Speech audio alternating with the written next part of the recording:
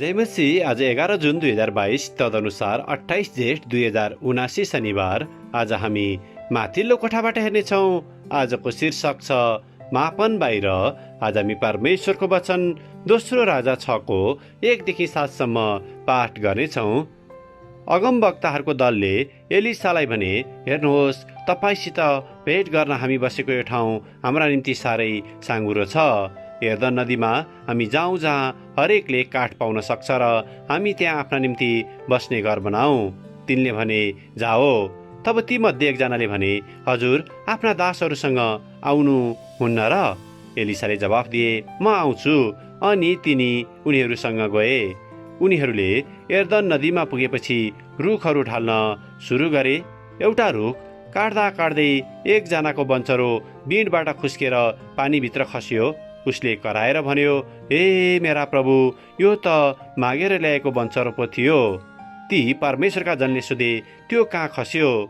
जब उनले तिनलाई यो ठाउँ देखाइदिए, तब एलिसाले एउटा लट्ठी काटेर त्यहाँ हालिदिएर त्यो बन्चरो माथि उत्रँदै निस्क्यो। तब तिनले भने, उठाएर लैजाऊ। तब ती मानिसले आफ्नो हात पसारेर त्यो उठाएर लगे। आमेन। दोस्रो राजा 6 को 5 लाई लेखक यहाँ जोड दिनुहुन्छ।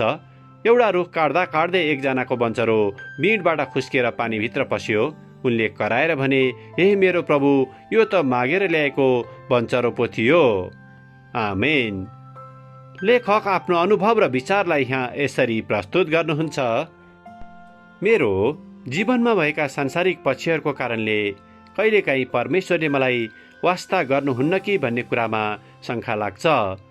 तर पनि एकै समयमा मैले कसरी सांसारिक कुराहरू ह्यान्डल गर्न सक्छु जसले मेरो चरित्र प्रकट गर्छ। जे भए पनि जो व्यक्तिहरू ससाना कुराहरूमा विश्वासयोग्य छन् भन्ने बारेमा येशूले आज्ञा गर्नुभयो। म अनुसन्धान कार्यालयमा काम गर्छु। त्यो कार्यालयको सिनियर अफिसरसँग भएको पुस्तकालयमा धेरै सहयोगी पुस्तकहरू छन्, जुन पुस्तकहरू सापट लिएर म पढ्ने गर्छु। एक दिन मलाई चाहिएको पुस्तक हरायो।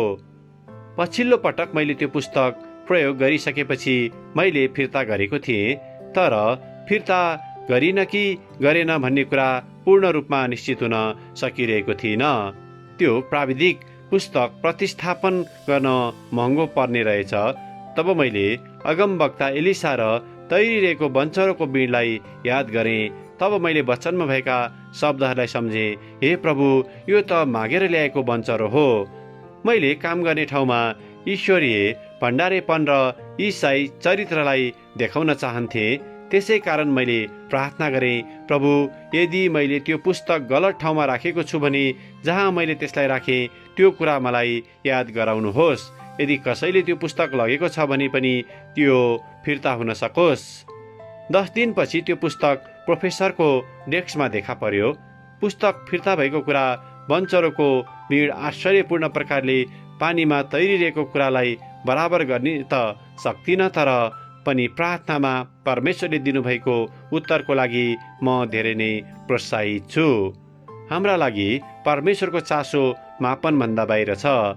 हामीलाई नगन्ने लाग्दा पनि कुनै पनि परिस्थितिको समाधान गर्न हामी परमेश्वरमा भरोसा गर्न सक्छौँ। आमेन। आजको विचार, मेरो कुनै पनि चिन्ता फिक्री परमेश्वरको लागि तुच्छ हुन सक्दैन। प्रार्थना, हे मेरा परमेश्वर, हामीलाई तपाईले असल भण्डारेपनको वरदान दिएर हामीले तपाईलाई सम्मान गर्न सहायता गर्नुहोस्। येशूको नाउँमा आमेन। आजको लेखक एन्ड्रु माइकल आर्डोइन, लुजियाना, अमेरिका। आजको प्रार्थनाको विषय, सापट दिने व्यक्ति वफादार हुन सकुन् भन्ने कुराको निम्ति।